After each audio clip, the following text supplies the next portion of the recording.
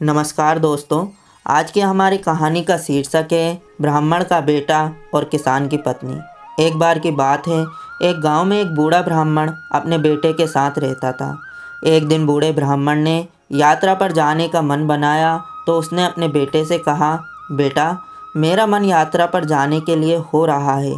घर में रहने से तीन खराबी होती है, कपड़े फट जाते हैं, कर्जा बढ़ जाता है और लक्ष्मी तो पास भी नहीं भटकती। यात्रा करना बड़ी ही सौभाग्य की बात होती है। बेटा अपने पिता की ये बात सुनकर बोला, पिताजी, आपका ख्याल बहुत ही अच्छा है, मैं भी आपके साथ चलूँगा। हफ्ते भर बाद दोनों ने यात्रा की तैयारी की और घर से निकल पड़े। चलते चलते एक दिन वे एक ऐसे गांव में पहुँचे जहां यह नियम था कि बाहर से आने वाले यात्रियों को गांव के लोग बारी बारी से अपने घर ले जाकर उनकी मेहमान नवाजी करते थे। जब वे दोनों उस गांव में पहुंचे तो दोपहर हो गई थी। उन्हें भूख प्यास लगी थी। दोनों गांव के सरपंच के पास पहुंचे। सरपंच ने दोनों की खूब आवभगत की। गांव के रिवाज के मुताबिक उस दिन एक किसान की बारी थी। सरपंच ने नाई को बुलाकर ब्राह्मण को किसान के घर भेज दिया और ब्राह्मण के बेटे को अपने ही पास रोक लिया। ब्राह्मण जब किसान के घर पहुंचा तो वहां किसान की पत्नी थी। किसान और उसकी मां दोनों खेतों में काम करने गए थे। किसान की पत्नी मेहमान के आने की खबर सुनकर घर से बाहर आई और ब्राह्मण को बड़े ही आदर सम्मान से बिठाया। दो चार पलों में ही किसान की पत्नी समझ गई कि ये बूढ़ा आदमी बहुत ही ज्ञानी है। तो किसान की पत्नी ने पूछा, आप खाने में क्या पसंद करेंगे? दाल रोटी या कुछ मिठाइयाँ बना दूँ? मिठाइयों का नाम सुनते ही ब्राह्मण खुश हो गया और बोला, मिठाइयाँ बना दो। जब मिठाइयाँ मिल रही है तो दाल रोटी कौन खाएगा? तब किसान की पत्नी ने ब्राह्मण से कहा, आपको मिठाइयाँ एक ही शर्त पर मिलेगी। ब्राह्मण बोला, जल्दी बताओ, आपकी क्या शर्त है? औरत बोली, मुझे लगता है कि आपको ज़िंदगी का बड़ा ही तजुर्बा है। आप मुझे ऐसी कहानी सुनाओ जो ना देखी गई हो, ना सुनी गई हो और ना ही किसी के तजुर्बे में आई हो। अगर आप मुझे ऐसी कहानी सुनाओगे तो मैं ऐसी मिठाई बनाऊंगी जो आपने पहले कभी ना चखी होगी। ब्राह्मण बोला, मैं तुम्हें ऐसी ही कहानी सुनाऊंगा, तुम मिठाइयाँ तैयार करो। औरत मिठाई तैयार करने लगी और सोचने लगी कि कई वर्षों की मेरी ऐसी कहानी सुनने की तमन्ना आज ज़रूर पूरी होगी। थोड़ी देर में मिठाइयाँ तैयार हो गई। जैसे ही ब्राह्मण ने मिठाइयाँ उठाकर खानी चाहिए तो औरत बोली, मिठाइयाँ खाने से पहले कहानी सुनाओ। इस पर ब्राह्मण मुस्कुराया और बोला, बेटी, ऐसी कहानी कहाँ हो सकती है? आदमी वही कहानी को सुना पाएगा जो सुनी गई हो, देखी गई हो या फिर व्यवहार में आई हो। तुम्हारी शर्त भी अजीब है। इतना कहकर ब्राह्मण फिर से मिठाइयों को मुंह में डालने लगा तो औरत ने ब्राह्मण का हाथ पकड़ लिया और एक लकड़ी का मूसल उठाकर बोली, खबरदार, जो मुंह में मिठाई का एक भी टुकड़ा डाला, नहीं तो पछताना पड़ेगा। औरत का गुस्सा सातवें आसमान पर था। ब्राह्मण वहां से भागने लगा तो औरत ने उसकी टांग से उसको पकड़कर घसीटते हुए सरपंच के घर तक लेकर चली आई और सरपंच के घर के पास छोड़कर वहां से चली गई। बूढ़ा ब्राह्मण बड़ी मुश्किल से उठ पाया। फिर वह सरपंच के घर के अंदर चला गया। अंदर उसका बेटा बैठा था। वह अपने पिता को देखकर बोला, पिताजी, आप खाना खाकर भी आ गए, यहाँ तो अभी खाना तैयार भी नहीं हुआ है। तब ब्राह्मण बोला, अरे बेटा, कहाँ खाना खा लिया, पिटते पिटते बचा हूँ। उस घर की मालकिन ने खाने में मिठाइयाँ बनाई है, लेकिन खाने से पहले उसने एक अजीब सी शर्त रख दी जिसे मैं पूरा न कर पाया, तो वह मुझे टांगों से घसीटकर यहाँ ले आकर छोड़ गई। यह सुनकर बेटे ने पूछा, कौन सी शर्त है? ब्राह्मण ने सारी बात बता दी तो बेटा बोला, पिताजी, आप चिंता ना करें, मैं उस शर्त को पूरा करूँगा और आपके अपमान का बदला भी लूँगा। बेटा जाने लगा तो ब्राह्मण ने उसे समझाया, लेकिन बेटा ना माना और उस औरत के घर जाने के लिए निकल पड़ा। रास्ते में उसने देखा कि सरपंच के घर से लेकर उस किसान के घर तक घसीट के निशान बने हैं। ब्राह्मण का बेटा समझ गया कि पिताजी को इसी रास्ते से घसीट कर लाया गया था। जब वह किसान के घर पहुंचा तो उसने किसान की पत्नी से कहा, बहन जी, मुझे मेरे पिताजी ने यहाँ भेजा है मिठाइयाँ खाने के लिए। किसान की पत्नी बोली, लेकिन आपको मेरे घर का पता कैसे चला? तो ब्राह्मण के बेटे ने कहा, पिताजी ने बताया था कि आज ही आपका बछड़ा मरा है। उसी के घसीट कर ले जाने के निशान को देखते हुए मैं यहाँ तक पहुँचा हूँ। औरत ने कहा, हमारा कोई बछड़ा नहीं मरा, बल्कि मैं तुम्हारे पिता को उनकी टांग पकड़कर घसीट कर वहाँ तक छोड़कर आई हूँ। ब्राह्मण का बेटा ये बातें तो पहले से ही जानता था, फिर भी उसने कहा, आपने ऐसा क्यों किया? औरत बोली, तुम्हारे पिताजी मिठाइयाँ खाना चाहते थे। मैंने एक शर्त रखी, लेकिन उन्होंने बिना मेरी शर्त पूरी किए मिठाइयाँ खानी चाहिए। इस तरह मुझे धोखा देना मेरे उसूलों के खिलाफ था।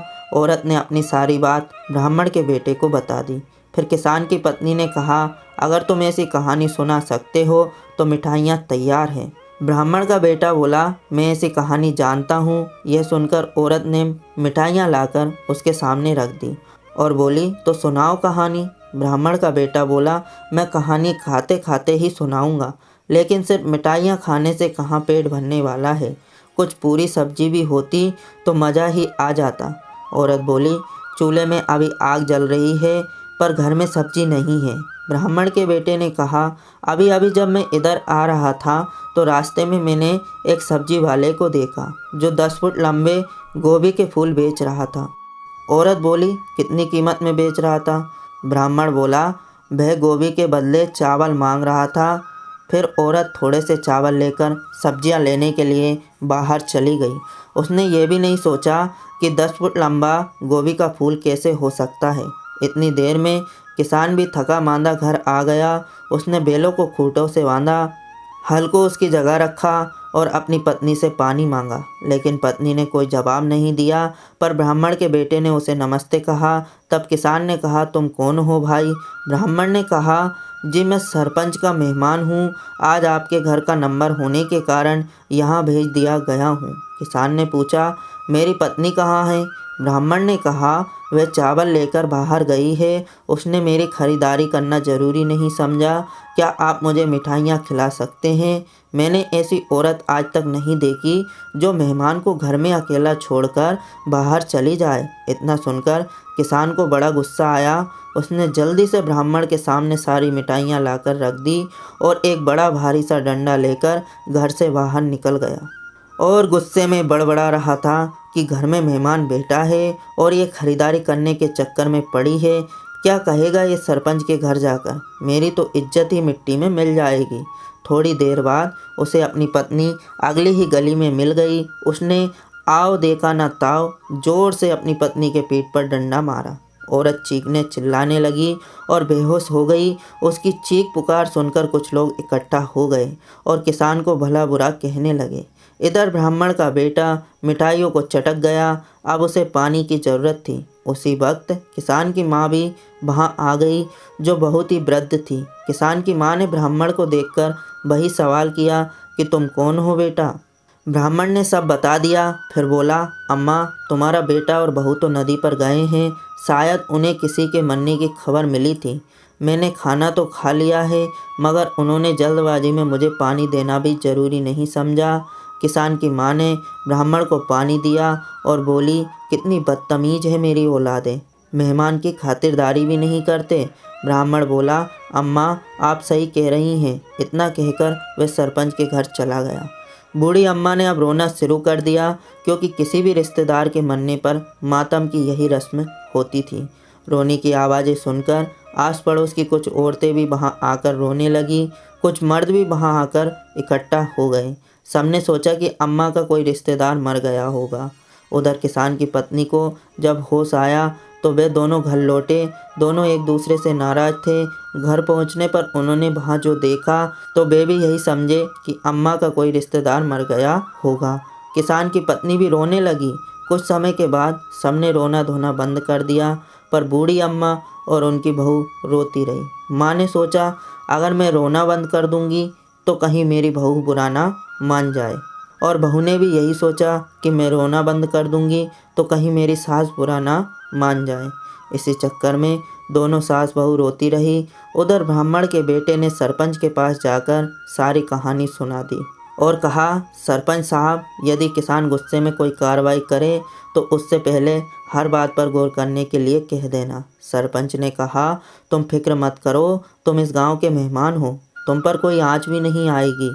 इधर बूढ़ी अम्मा जब रोते रोते थक गई तो उन्होंने अपनी बहू के सिर पर हाथ फेरा और बोली, बेटा कौन मर गया है तुम्हारे मायके में? तब बहू चुप होकर बोली, हमारे यहाँ तो कोई नहीं मरा। मैंने तो सोचा कि अम्मा तुम्हारे यहाँ किसी की मौत हुई होगी। बूढ़ी अम्मा ने कहा, मेरे यहाँ तो सब ठीक ठाक है। तो फिर कौन मरा है? किसने तुमसे कहा कि कोई मर गया है? किसान ने अपनी माँ से पूछा। तब उसकी माँ बोली, उसी ने जो हमारे घर में आज दोपहर मेहमान के तौर पर आया था। तभी औरत बोली, उसने मुझे सब्जियां खरीदने के लिए बाहर भेजा था। उसने कहा था कि 10 फुट गोभी का फूल बेचने वाला बाहर गली में है। मुझे मिठाइयों के साथ पूरी सब्जी भी खानी है, इसीलिए मैं बाहर चली गई थी। किसान ने कहा, अच्छा, मुझे तो उसने कहा था कि तुम्हारी पत्नी ने मेरी आव भगत नहीं की और बाहर चावल लेकर चली गई है। अब मैं उस मक्कार को नहीं छोड़ूंगा। यह कहकर किसान और उसकी पत्नी कुछ गांव वालों को साथ में लेकर सरपंच के घर पहुंचे। किसान ने गुस्से में सरपंच से पूछा, कहाँ है वह मेहमान जिसको आज आपने मेरे घर भेजा था? सरपंच ने कहा, शांति से बात करो, पहले ये तो बताओ कि क्या बात है। किसान बोला, उस मेहमान ने हमारे घर खाना खाया और हमें ही बेवकूफ़ बनाया। तभी अंदर के कमरे से ब्राह्मण का बेटा बोला, आपकी पत्नी ने जो मैंने किया वह तो सब बता दिया, लेकिन उसने ये नहीं बताया कि मुझे खाना खिलाने से पहले उसने क्या शर्त रखी थी। उसने ये कहा कि मैं उसे ऐसी कहानी सुनाऊं जो ना कभी देखी हो, ना सुनी हो और ना ही तजुर्बे में आई हो। किसान ने अपनी पत्नी से पूछा, क्या ये जो कह रहा है वह सच है? किसान की पत्नी बोली, हाँ, ये सच कह रहा है, मैंने ये शर्त रखी थी। तब ब्राह्मण के बेटे ने कहा, अब इसमें मेरा क्या कसूर है? मैंने तो महज उनकी शर्त ही पूरी की थी। मैंने आपकी पत्नी को मौका दिया कि वे खुद ही ऐसी कहानी का तजुर्बा ले। सुनी सुनाई बातों से बेहतर ही होता है। तजुर्बा उन्होंने 10 फुट गोभी के फूल का यकीन कर लिया। ऐसी चीज़ जो ना कभी सुनी होगी ना देखी होगी, फिर भी उसे लेने के लिए बाहर चली गई। आपने उन्हें गांव के बीच में लाठी से मारा। ये ऐसी बात है जो कभी उनके तजुर्बे में ना आई होगी। बिना किसी के मरे आप सबने रोना शुरू कर दिया। ये ऐसी कहानी है जो सुनी ना होगी। मेरी शर्त पूरी हुई। उम्मीद है आपको भी इस तजुर्बे से खुशी हुई होगी। किसान और गांव वाले सभी इस अजीब व गरीब बात को सुनकर चकित रह गए। किसान की पत्नी को भी अब सारी बात समझ में आ गई थी। वह बहुत खुश हुई और वह ब्राह्मण के बेटे को धन्यवाद देने लगी कि उसकी कई वर्षों की ऐसी कहानी सुनने की तमन्ना आज उसने पूरी कर दी थी।